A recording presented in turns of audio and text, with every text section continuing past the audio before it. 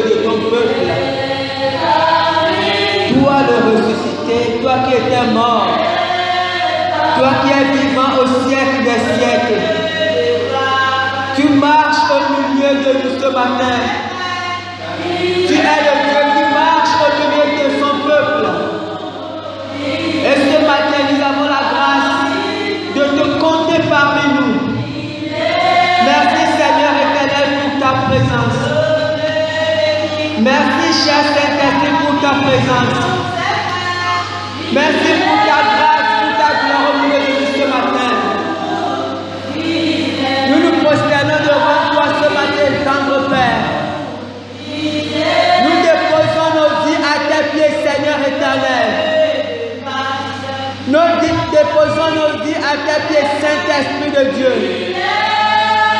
nous te présentons nos cœurs ce matin. Voici nos cœurs, roi du ciel et de la terre. Parle-nous ce matin, Seigneur éternel. Voici nos vies, tendre Père. Manifeste-toi ce matin, Seigneur éternel. Nous te supplions, Seigneur Jésus. Je me tiens devant toi comme un serviteur inutile, afin que toi seul tu manifestes ta grâce, afin que toi seul tu manifestes ta gloire. Gloire et honneur te soit rendu, tendre Père, au nom puissant de Jésus. Il est parmi nous. Il est parmi nous. Amen. Ok, le thème de ce matin, les œuvres de Dieu. Les œuvres de Dieu. Nous prenons notre texte dans Jean 9, versets 1 à 12. Jean 9, versets 1 à 12. Je lis la parole de Dieu. Jésus vit en passant un homme aveugle de naissance. Ses disciples lui firent cette question: Rabbi, qui a péché, cet homme ou ses parents, pour qu'il soit né aveugle? Jésus répondit: ce n'est pas que lui ou ses parents aient péché, mais c'est afin que les œuvres de Dieu soient manifestées en lui. Il faut que je fasse, tandis qu'il est jour, les œuvres de celui qui m'a envoyé. La nuit vient où personne ne peut travailler. Pendant que je suis dans le monde, je suis la lumière du monde. Après avoir dit cela, il cracha à terre et il fit de la boue avec sa salive. Puis il appliqua cette boue sur les yeux de la veuve et lui dit, va, lave-toi au réservoir de Siloé, nom qui signifie envoyé. Il y alla et se lava et s'en retourna voyant clair. Ses voisins et ceux qui auparavant l'avaient connu, comme un mendiant disait, n'est-ce pas? Là, celui qui se tenait assis et qui mendiait, les uns disaient, c'est lui. D'autres disaient, non, mais il lui ressemble. Et lui-même disait, c'est moi. Il lui dit donc, comment tes yeux ont-ils été ouverts? Il répondit, l'homme qu'on appelle Jésus a fait de la boue, a oint mes yeux et m'a dit, va au réservoir de Siloé et lave-toi. J'y suis allé, je me suis lavé et j'ai recouvré la vie. Il lui dit, où est cet homme? Il répondit, je ne sais. Amen. Amen. Merveilleuse histoire. Merveilleuse histoire. Vous savez, la Bible est remplie de merveilleuses histoires. Dieu a prévu, a fait en sorte que nous puissions accéder à ces histoires bibliques. Mais la plupart du temps, lorsque nous lisons ces histoires, en fait, nous mettons une distance entre ces histoires et nous. Vous savez, nous lisons beaucoup d'histoires bibliques et dans notre tête et dans notre cœur, nous les considérons comme des histoires. Ce qui fait que ces histoires n'ont pas d'impact vraiment sur notre vie puisque nous pensons que c'est l'histoire des autres. Comprenez? Les histoires bibliques ne sont pas que les histoires des autres. Dieu nous parle par des histoires bibliques. Dieu nous enseigne par ces histoires. Amen. Essayez de regarder un peu cette histoire que nous venons de lire. Dans cette histoire, nous pouvons marquer 4 acteurs. Acteurs, ce sont des gens qui prennent part à l'histoire. Ce sont des gens qui sont actifs dans l'histoire. Et dans cette histoire, je peux dire, j'en ai remarqué 4. Peut-être que vous pouvez en remarquer d'autres en fonction de la grâce que Dieu peut vous faire. Mais moi, j'ai remarqué 4 acteurs dans cette histoire. Le premier acteur de cette histoire, c'est l'aveugle. L'aveugle de naissance. C'est le premier acteur. La première personne qu'on voit dans cette histoire. Mettons-nous un moment à la place de cet homme. Un aveugle de naissance. Quelqu'un qui n'a jamais vu le soleil dès sa naissance. Il en a sûrement entendu parler, mais il n'a jamais vu le soleil. Quelqu'un qui ne peut pas rêver, il ne peut pas avoir de rêve. Parce qu'il va rêver à quoi? Il ne peut pas se projeter dans l'avenir. C'est que dès sa naissance, en fait, sa vie est bloquée. Il a dû subir beaucoup d'injustice, beaucoup de mépris, beaucoup de pitié. Il a subi beaucoup de choses dans sa vie. Il a dû s'interroger à maintes reprises. Qu'ai-je fait pour être né aveugle? Ou qu'est-ce que mes parents ont fait? Il a dû en vouloir à tout le monde. Il a dû en vouloir à Dieu. Vous comprenez? Cet homme, la seule possibilité dans sa vie était de devenir mendiant. Et plus tard, quand il est devenu âgé, il est devenu mendiant. Parce qu'il ne pouvait rien faire d'autre. Il ne pouvait pas rêver avoir une femme, avoir des enfants. Pour lui, tout ça était déjà fini. En fait, dès sa naissance, sa vie était déjà bloquée.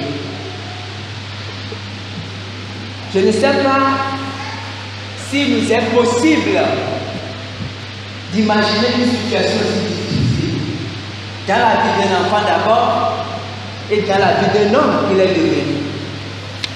C'était le premier acteur. Le second acteur de cette histoire, ce sont les parents de l'aveugle. Une chose est étonnante dans cette histoire, on n'a pas lu jusqu'à la fin, à cause du temps, mais je vous conseille, si nous avons du temps, de lire le chapitre 9. C'est une très belle histoire. Mais laisse-moi voir le verset 18 au verset 23 de Jean 9. Verset 18 au verset 23. Nous voyons l'intervention des parents de cet aveugle. Parce que cet aveugle, à un moment donné, sera conduit chez les pharisiens, chez les responsables religieux, on va dire ça. Et les responsables religieux ne croyaient pas qu'il fût aveugle. Ils ont dit non, c'est pas possible, tu n'étais pas aveugle. Ils disaient, mais moi j'étais aveugle, ils ont dit non, tu mens. Et ils sont partis appeler ses parents. Parce qu'ils voulaient être sûr qu'il était aveugle de naissance. Et quand les parents sont venus, la Bible dit par crainte, comme les parents avaient peur, parce que les pharisiens étaient contre Jésus. Et les pharisiens avaient dit, celui qui va reconnaître qu'il était aveugle de naissance sera chassé de la synagogue. En fait, il ne pourra plus venir prier. Et chez les Juifs, c'était important. C'était un privilège de pouvoir aller prier. Donc la Bible dit que ses parents avaient peur. Et ses parents ont répondu, nous savons qu'il était aveugle, mais nous ne savons pas ce qui lui est arrivé. Il est grand, posez-lui la question lui-même. Mais vous savez, ce qui est, comme je disais, un peu étonnant, qu'on remarque tout à l'heure chez ses parents, c'est que les parents sont restés mariés. Et ça, c'est une grâce. Parce que la plupart du temps, quand de telles situations arrivent dans les familles, quelquefois les parents se divisent. Les parents se séparent. Quelquefois les parents s'accusent, c'est sûrement à cause de toi, de ta famille, c'est sûrement ils s'accusent l'un l'autre, et puis à un moment donné, ils se séparent. Mais nous remarquons dans cette histoire que les parents sont restés mariés, et je dirais même qu'ils sont devenus un peu plus complices. Parce que la Bible dit qu'ils se sont mis d'accord pour répondre aux pharisiens. Ça veut dire que le père et la mère de cet adolescent étaient d'accord, ils sont devenus complices malgré l'handicap de leur fils. Mais mettons-nous un peu à la place peut-être de cette maman. Une femme qui accouche un aveugle de naissance. Peut-être qu'il est venu à l'esprit quelquefois de jeter cet enfant. C'est pénible. La Bible ne dit pas qu'ils ont d'autres enfants dans ces vies. Mais ces parents, ce qu'ils est sûr, ils ont dû subir le rejet. Ils ont dû subir le mépris, beaucoup de choses. Mais c'était leur enfant. Ils ont laissé quand même cet enfant grandir, sachant que cet enfant était voué à la mendicité. Il ne pouvait rien faire de sa vie. En tant que parent, il ne pouvait avoir aucun projet pour cet enfant.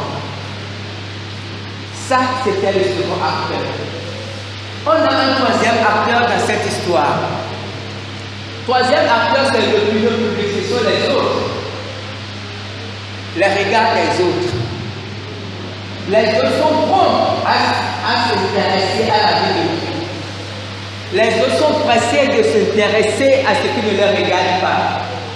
Et c'est ce qu'on voit dans cette histoire.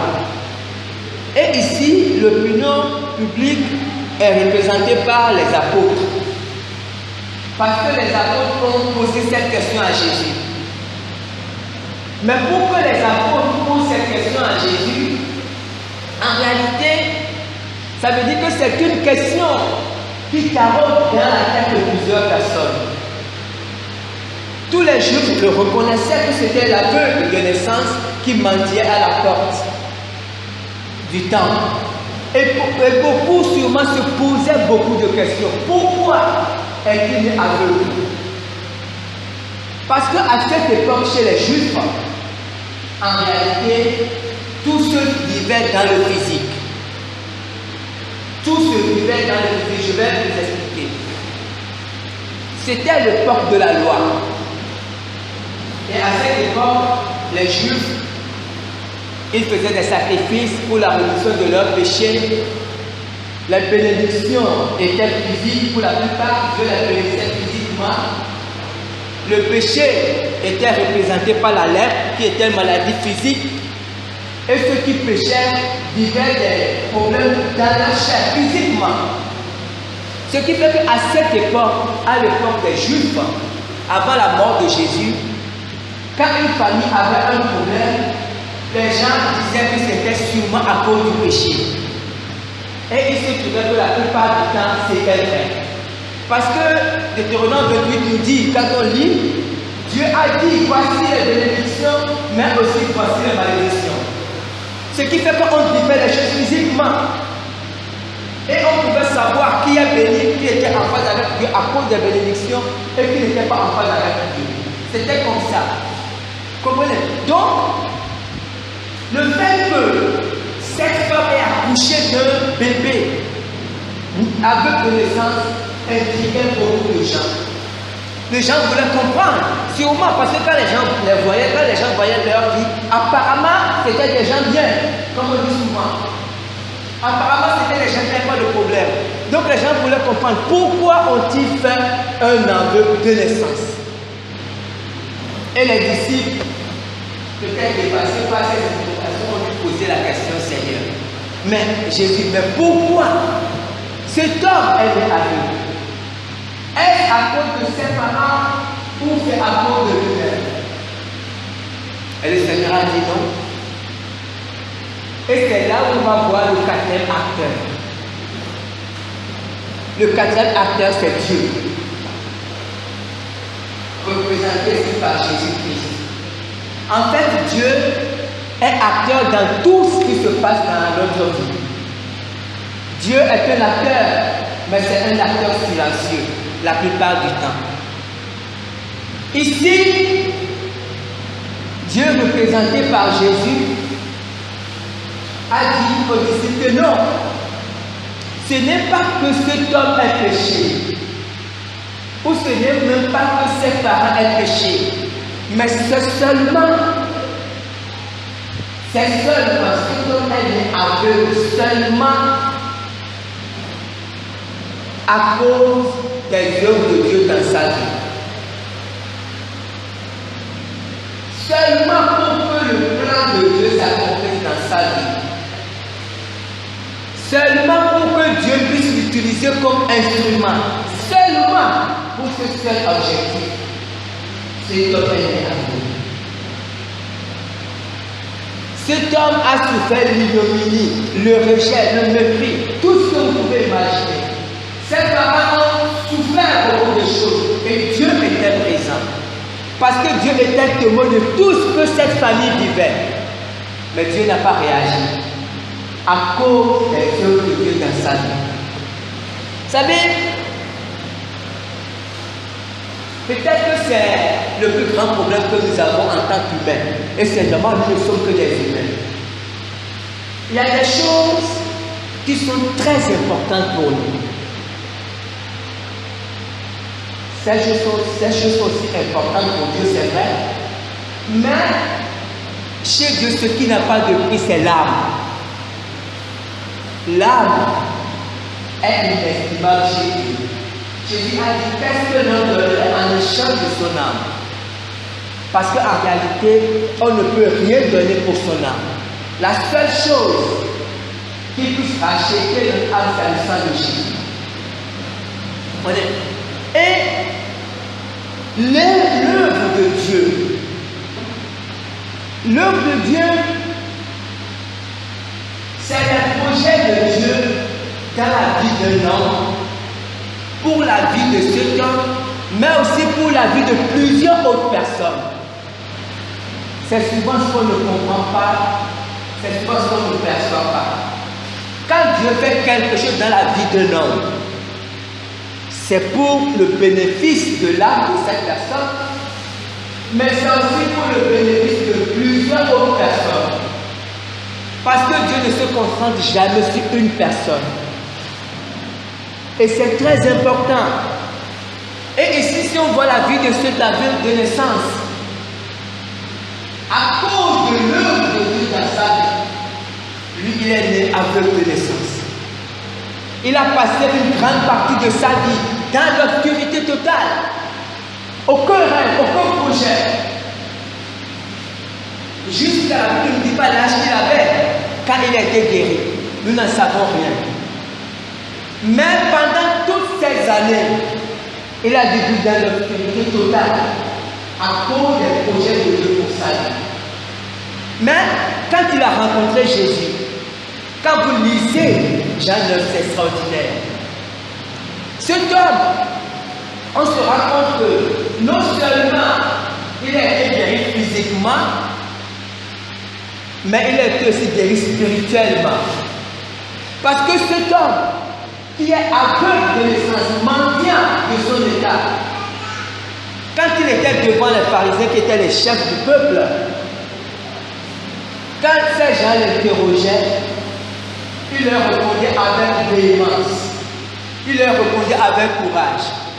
Les autres étaient un peu fâchés, ils ont dit, mais toi, tu es aveugle, tu es né dans le péché depuis ta naissance, et tu oses vous parler. Il a dit, moi je sais une seule chose. Si Jésus est de Dieu, il n'est pas de Dieu, ça moi je ne sais pas. Je sais une chose, ou du moins je sais deux choses. Il a dit la première chose, c'est que Dieu n'exauce pas les pécheurs. Si cet homme Jésus est pécheur, alors pourquoi Dieu l'a-t-il exaucé? Et la deuxième chose, c'est que moi j'étais aveugle et maintenant je vois. Vous comprenez?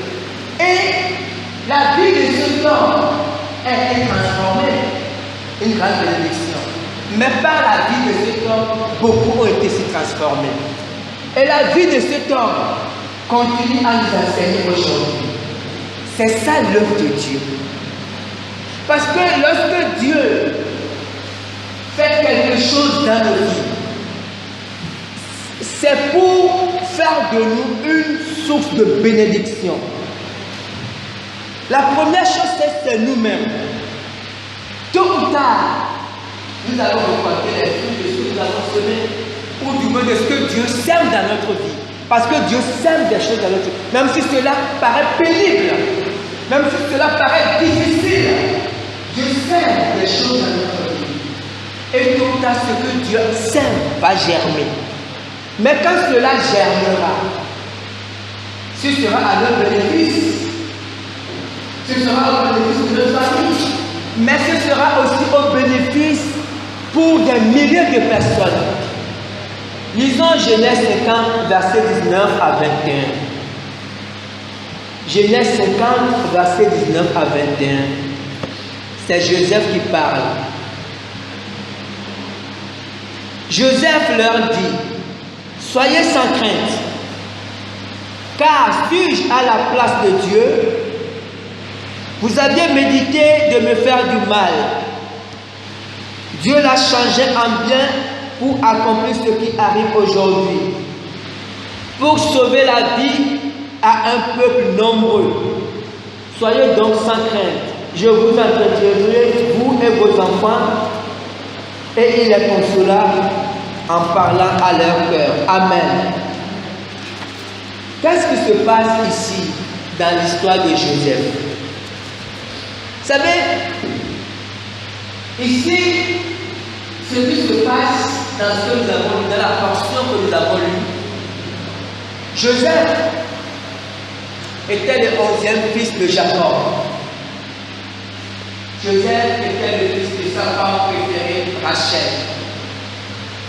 Mais il est arrivé que Joseph a été vendu par ses propres frères, les enfants de son père. Et vendu par ses propres frères, Joseph se retrouve dans la maison de monsieur comme esclave. Et Joseph était un bon esclave. Il faisait tout correctement pour faire plaisir à son maître.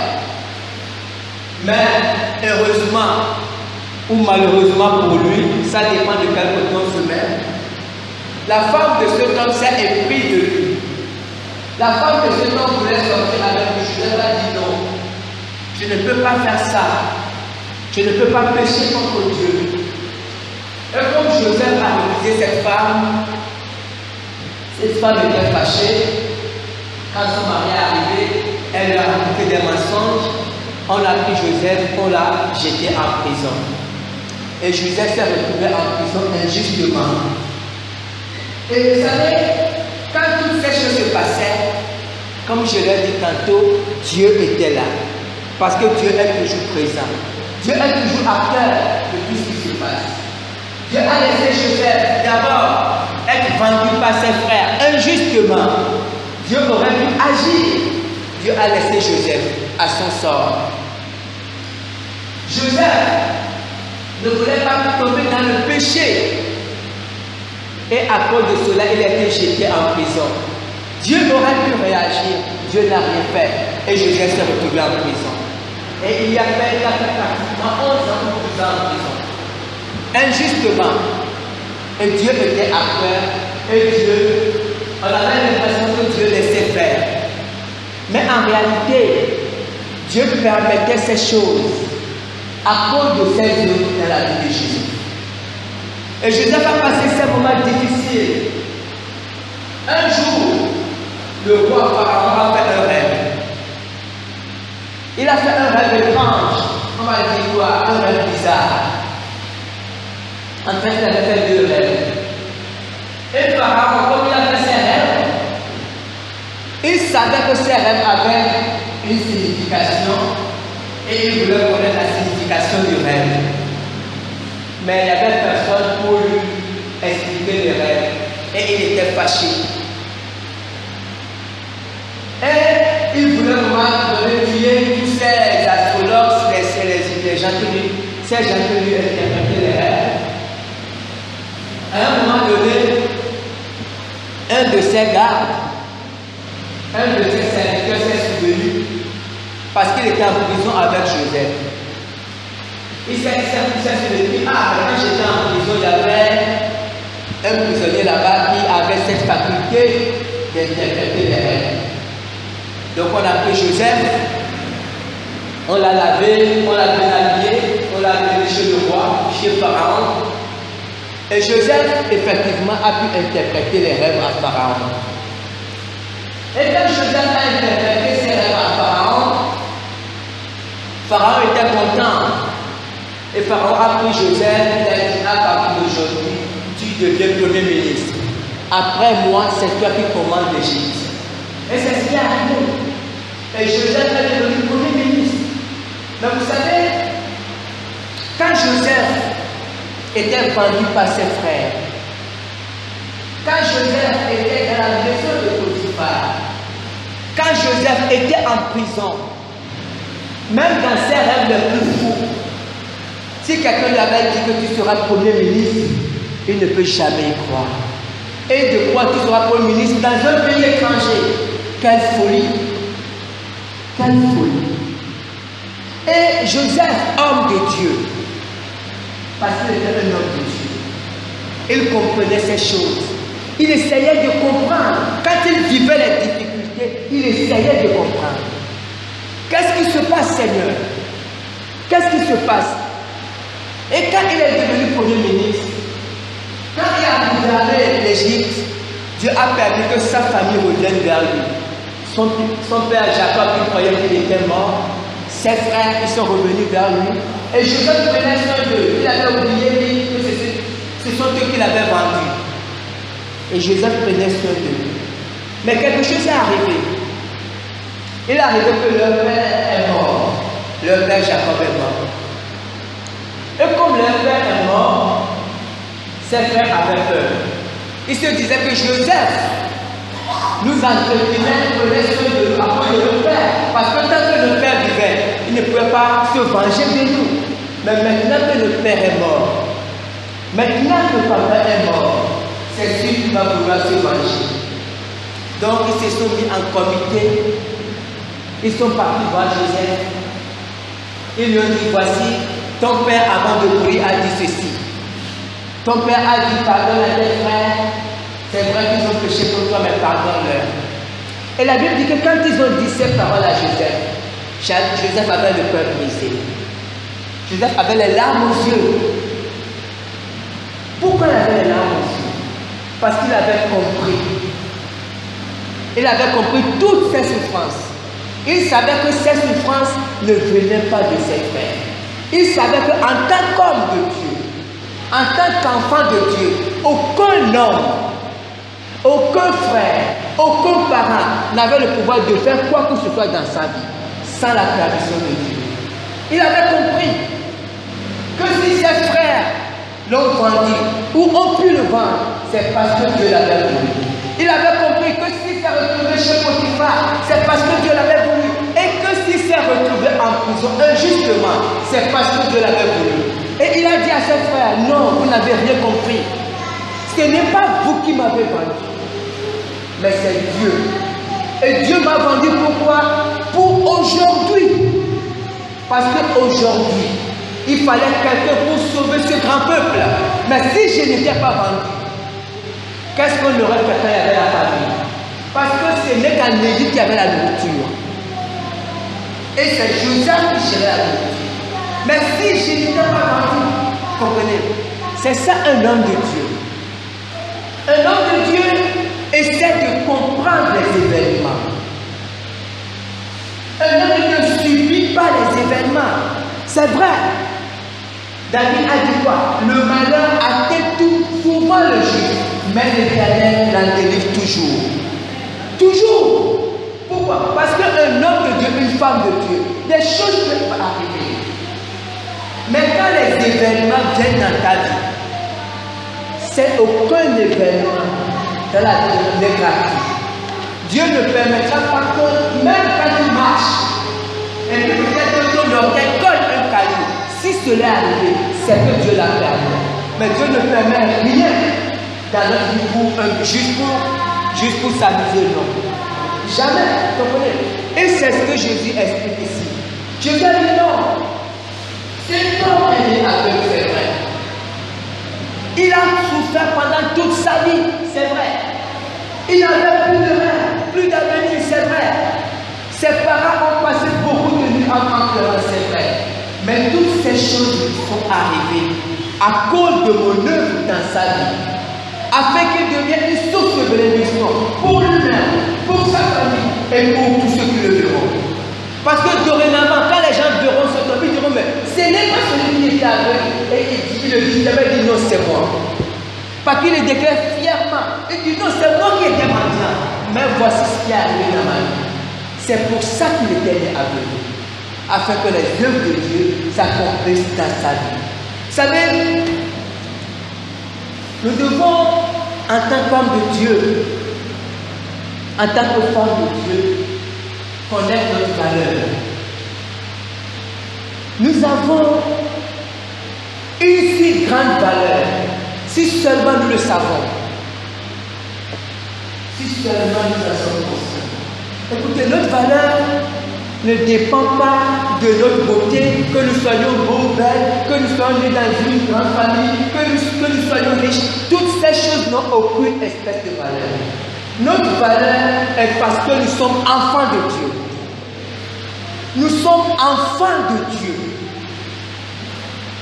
Et que Dieu nous appelle ses amis, ses enfants. Et cela ne dépend pas de ce que nous sommes, de ce que nous vivons, que nous soyons malades ou en bonne santé, ou pauvres ou riches. Tout ça n'a aucune importance. Ce que nous sommes, comme dit l'apôtre Paul, n'a pas encore été révélé. Mais quand cela sera révélé, je veux que nous prenions conscience que ne devient pas chrétien qui le veut. Ne devient pas chrétien qui le veut. Il y a beaucoup de gens très intelligents sur la terre, de grands scientifiques, des gens qui ont la capacité d'aller, ils vont même sur la lune. Il y a des gens qui sont tellement riches qu'ils peuvent vivre plusieurs vies avec leur richesse. Mais quand on leur parle de Jésus, pour eux c'est du chinois. Ils ne comprennent rien. Il y a des gens qui se moquent de nous quand on parle de Jésus. Parce qu'ils ne comprennent rien. Mais Dieu nous a fait grâce de comprendre ces choses. L'apôtre Paul disait, Jésus disait, je te bénis Père, parce que tu as révélé des choses aux enfants. Dieu nous a révélé des choses cachées. Dieu nous a fait la grâce d'être appelés chrétiens, d'être des chrétiens. Et lorsqu'on devient chrétien, la Bible dit que ce n'est pas un hasard. Lisons un texte. Dans 1 Pierre 2, verset 9. 1 Pierre 2, verset 9. Vous, au contraire, vous êtes une race élue, un sacerdoce royal, une nation sainte, un peuple acquis, afin que vous annonciez les vertus de celui qui vous a appelé des ténèbres à son admirable lumière. Amen. Vous au contraire, vous êtes une race élue, vous êtes des gens spéciaux, vous êtes des gens, vous êtes mis à part. Vous êtes une nation mise à part, une nation sainte. Qu'on le veuille ou pas, vous êtes peut-être dans votre famille. Vous êtes peut-être la personne la plus négligée dans votre famille. Vous êtes peut-être le moindre dans votre famille. Mais il se trouve que vous êtes à part. Il se trouve que vous n'êtes pas comme les autres membres de votre famille. Parce que vous êtes mis à part pour Dieu. Et à cause de ce fait, à cause du fait même que vous êtes mis, que nous sommes mis à part pour Dieu, il peut nous arriver des choses à cause de l'œuvre de Dieu dans notre vie. Il peut nous arriver des choses parce que Dieu veut se glorifier par nous et Dieu veut se glorifier en nous. Il se glorifie d'abord en nous et il se glorifie par nous, par les choses qu'il fait dans notre vie. Amen. Que Dieu bénisse sa parole. On acclame le Seigneur.